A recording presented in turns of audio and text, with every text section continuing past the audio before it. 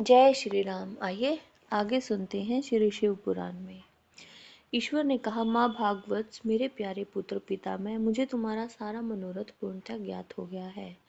तुमने जो इस समय प्रजाओं की वृद्धि के लिए घोर तप किया है, तुम्हारे उस तप से मैं प्रसन्न हो गया हूँ और तुम्हें तुम्हारा अभिष्ट प्रदान करूंगा। यह स्वभाव से ही मधुर और परम उदार वचन कहकर शिवजी ने अपने शरीर के अर्धभाग से शिवा देवी को पृथक कर दिया। तब शिव से पृथक हुई प्रकट हुई उन परम शक्ति को देखकर ब्रह्म विनम्र भाव से प्रणाम करके उनसे प्रार्थना करने लगे।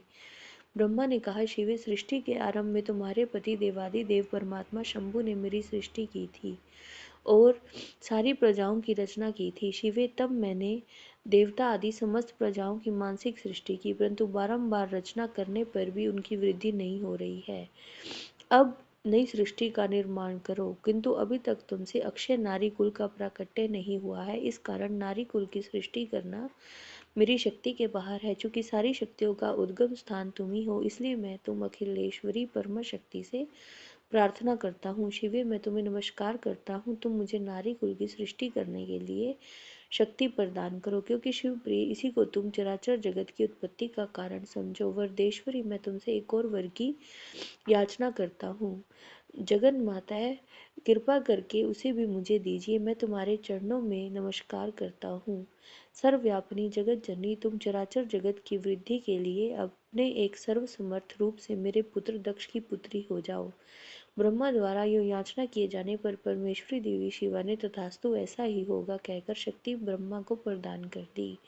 सुतराम जगन्मयी शिव शक्ति शिवा देवी ने अपनी बाहों के मध्य भाग से अपने ही प्रभाव समान प्रभाव वाली एक शक्ति की रचना की। उस शक्ति को देखकर देवश्रेष्ठ भगवान शंकर, जो लीलाकारी, कष्टहारी और कृपा के सागर हैं, हंसते हुए जगदम्बिका से बोले कि तुम देवी बहुत महान हो। देवी, परमेश्वरी ब्रह्मा ने तपस्या द्वारा तुम्हारी आराधना की है, अतः अब तुम उन पर प्रसन्न हो जाओ और उनका सारा मनोरथ पूर्ण कर दो। तब शिवा देवी ने परमेश्वर शिव की उस आज्ञा को सिर झुकाकर ग्रहण किया और ब्रह्मा के कथनानुसार दक्ष की पुत्री होना स्वीकार कर लिया। मुने, इस प्रकार शिवा देवी ब्रह्मा को अनुपम शक्ति प्रदान करके शंभु के शरीर में प्रविष्ट हो गई। तत्पश्चात भगवान शंकर भी तुरंत ही अंतर ध्यान हो गए। तभी से इस लोक में स्त्री भाग की कल्पना हुई और सृष्टि चल पड़ी। इससे ब्रह्मा को महान आनंद प्राप्त हुआ। तात, इस प्रकार मैंने तुम से शिवजी के महान अनुपम अर्धनारी नरार्ध रूप का वर्णन कर दिया। यह सत्पुरुषों के लिए मंगलदायक है। जय श्री राम।